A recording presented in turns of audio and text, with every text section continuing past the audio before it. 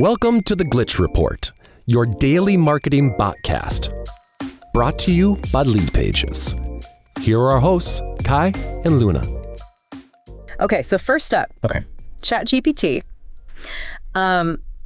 It's not just a chatbot anymore. Right. It can search the web in real time now. Really? Yeah, it's crazy. Wow. You can ask it anything, and it pulls up the most current info while still chatting with you. So it's basically like having a conversation with Google. Kind of, yeah. It's like a super smart research assistant right at your fingertips. That's wild. And you know what else is wild? What? It positions ChatGPT as like a real competitor to Google search now. Oh, yeah, I hadn't even thought about that. Right. Because think about it. Instead of just getting a list of links, you're getting like a nuanced, synthesized answer from an AI. I can't tell you how many times I've been frustrated with outdated search results and sifting through pages of links. Like, imagine you're researching a campaign and instantly getting the latest data or trends right there. And think about content creation. Yeah. It would be like having real-time insights seamlessly integrated. Oh my gosh, that's mind-blowing. Right. But there are some caveats, right? Yeah, this real-time search feature is currently only for paid ChatGPT Plus and team users. Okay. But they are planning to roll it out to free users eventually. Oh, that's good. And there's another issue. Some major sources haven't partnered with OpenAI because of copyright concerns and ongoing lawsuits. All the legal battles. The never-ending legal battles. Exactly. Okay, so let's move on to another battleground. Okay. The fight for streaming ad dollars.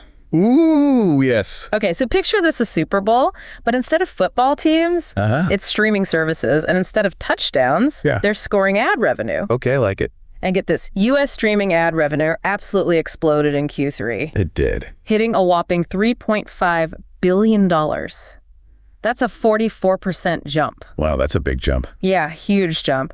Meanwhile, traditional TV networks are seeing a decline, excluding the Olympics. So streaming is taking over, basically. Basically. It's like the world has gone streaming mad. Oh, Hulu is still in the lead. Okay. With an estimated $807 million in ad revenue for Q3. Wow. But Peacock, fueled by the Olympics, saw a massive 52% increase. Okay. Landing in second place with $541 million.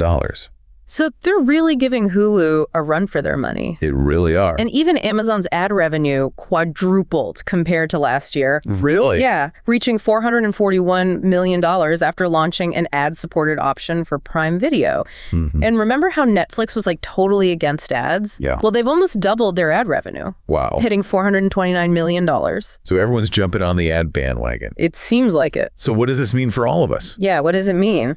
Well, you're likely to see more streaming services offering ad-supported plans. Okay. Which means more choice and potentially cheaper subscriptions. Oh, okay. So that's good news for consumers. Yeah. More choices, cheaper prices. Right. Can't go wrong with that. Exactly. Analysts are starting to get concerned about declining CPMs. CPOs. Yeah, the cost per thousand viewers. Okay. Across all streaming platforms. So more ads, but less effective? Yeah, potentially. What does that mean for the future of streaming? Are we going to be bombarded with even more ads? That's the big question. It adds a layer of complexity to the future of streaming advertising and raises some important questions about its long-term sustainability. So we'll have to wait and see how it all plays out. Exactly. Yeah. Now let's turn our attention to Google. Okay. And a change they're making that might have some content creators a little worried.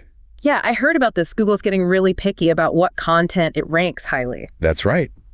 They've confirmed they're demoting content that seems out of place or starkly different from the main theme of a website. So it's not enough to just throw a bunch of keywords and random content on your website anymore. No, not anymore. Google's prioritizing quality and user experience over quantity. So instead of just cramming in a bunch of stuff, you need to be more intentional. Yeah, they want websites to have a clear purpose and structure. Imagine it like this. Okay, I'm imagining my website's like a house and each room has a theme, you know. Okay. Like the kitchen's for cooking, the living room is for hanging out. Right. But if I start putting random things in each room, like a treadmill in the bathroom or a piano in the pantry. Exactly. It starts to feel cluttered and confusing. Right. And that's what Google's trying to avoid. They want websites to have like a clear purpose. So if you have a website about like travel and then suddenly start adding articles about like, I don't know, building model trains or something. Exactly. Google's gonna be like, wait a minute, what's going on here? So it's like showing up to a dinner party and suddenly breaking into a song and dance routine. Right. And Google's getting really good at spotting those inconsistencies. It's like they're the content police, making sure everything's in order. Yeah. They want to make sure they're recommending websites that are actually relevant. So it's not just about keywords anymore. It's about the whole vibe. Exactly. And this isn't totally new. Remember that thing Google said back in 2019? On Twitter. Yeah, on X. They said they were working on ways to identify content that was like off topic. Oh, yeah, I vaguely remember that. So they've been hinting at this for a while. Yep. And now they're really cracking down. It's almost like they're content detectives. Carefully analyzing each piece of content. Exactly. Okay, so let's say you're like a blogger or a small business owner with a website. What does this all mean for you?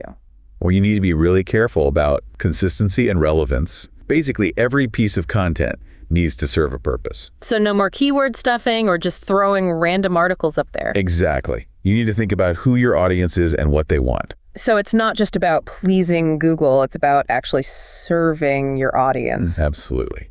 And by doing that, you'll naturally create content that Google will like because it aligns with their goal of providing the best user experience. Yeah. Okay, that's actually really helpful. It makes me want to go back and look at my own website and make sure everything is like on point. I think that's a good idea for anyone creating content online. You know, it's easy to get caught up in trends and keywords. Right. But at the end of the day, it's the quality and relevance of your content that matters. Well said.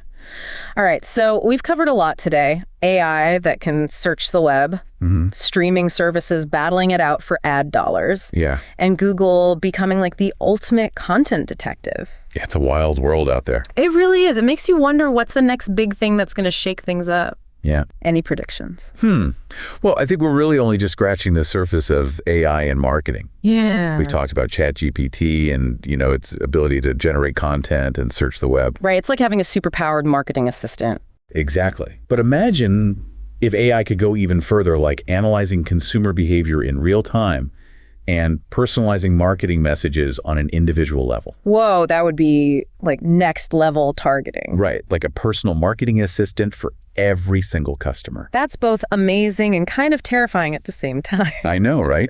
Or maybe the next big disruptor will be like a whole new platform. Oh, yeah. That changes how we consume content and interact with brands. Yeah. Who knows? It's exciting and a little bit daunting at the same time. It makes you wonder what skills marketers will really need to like thrive in this crazy world. That's a great question to leave our listeners with. With all these shifts happening in the digital landscape, what skills and knowledge will be most valuable for marketers in the future? Lots to think about. That's it for today's deep dive. Thanks for joining us, and we'll catch you next time.